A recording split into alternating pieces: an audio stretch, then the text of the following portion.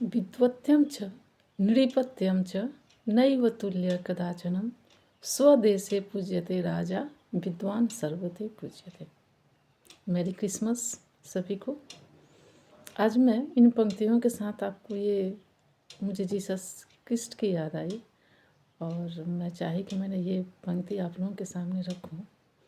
विद्वत्वं च नृपत्यं च, यानी विद्वान और राजा की तुलना कभी भी नहीं हो सकती। एक राजा के साथ एक विद्वान की तुलना करना बहुत अनुचित है, क्योंकि स्वदेशे पूज्यते राजा, राजा की पूजा उसके देश में होती है, अपने देश में होती है, जहाँ तक उसका प्रभाव होता है। विद्वान सर्वते पूज्यते, और विद्वान के सम्मान का कोई सीमा नहीं होता। राजा अगर अपनी सीमा को बढ़ावे तो उसे दुराचारी कहा जाता है। सिकंदर को सब लोग बहादुर कहते हैं, विजेता कहते हैं, लेकिन विद्वान और दूरदर्शी नहीं कहते। एक अत्याचारी राजा, एक अपने सीमा को बढ़ाने वाला राजा कभी भी पड़ोस के उन्नति के बारे में नहीं सोचता है। वो अपने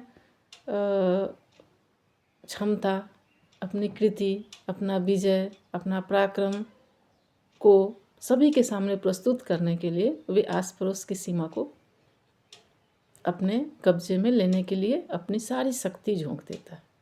लेकिन एक विद्वान अगर अपनी क्षमता को बढ़ाए, एक विद्वान अगर अपनी सीमा को बढ़ाए, एक विद्वान अगर अपनी बुद्धिता को बढ़ाए, तो उसकी महत्ता, उसकी महत्व, कीर्ति और उसकी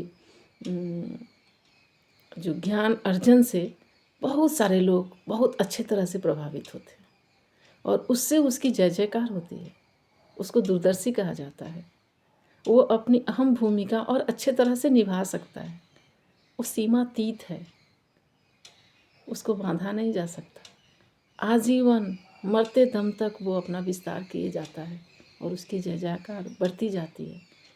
और वो जितने अपने आत्मा का, अपने आप का विस्तार करता है, वो उतने ही ज़्यादा क्षमतावान होता जाता है, वो उतना ही ज़्यादा सक्षम होता जाता है। हर एक तरह से उन्नति के लिए अपनी भागीदारी और हर विकास में अपना योगदान और हर अच्छाई के लिए अपना सहयोग।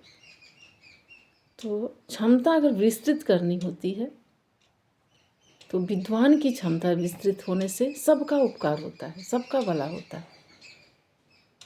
लेकिन एक राजा अगर अपनी क्षमता विस्तृत करना चाहे तो कुछ लोग खुश होते हैं और ज़्यादा लोग दुखी होते हैं। तो बहुत सी बातें हैं, ज़्यादा लंबा तो मैं नहीं वीडियो को बनाना चाहती हूँ, लेकिन हमेशा ये क्षमता याद रखिएगा कि धनवान और बुद्धिमान की तुलना कभी नहीं की जा सकती है। बुद्धिमान होता है, वो जहाँ है वहीं उसका राज है, वो जहाँ है वहीं उसकी जय जयकार है। उसको किसी वस्तु की आवश्यकता नहीं होती है, किसी मुकुट, किसी पहचान की आवश्यकता नहीं होती है। उसके आचरण और उसकी बुद्धि, उसे कुशाग्र बुद्धि उसकी हर जगह उसकी एक अलग प्रतिभा, अलग पहचान बना के रखती है।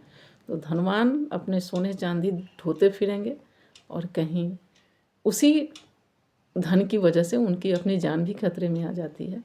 लेकिन बुद्धिमान जो होता है ना, वो कहीं भी अपने बुद्धि के वजह से सम्मान पाता है और किसी आवश्यकता की पूर्ति के लिए उसे किसी के सामने अनुग्रह याचना नहीं करनी होती है, क्योंकि उसकी बुद्धि उसके लिए मरते जीते और हर वक्त वो बिल्कुल हाथ खाली भी हो तो उसका दिमाग भरा होता है।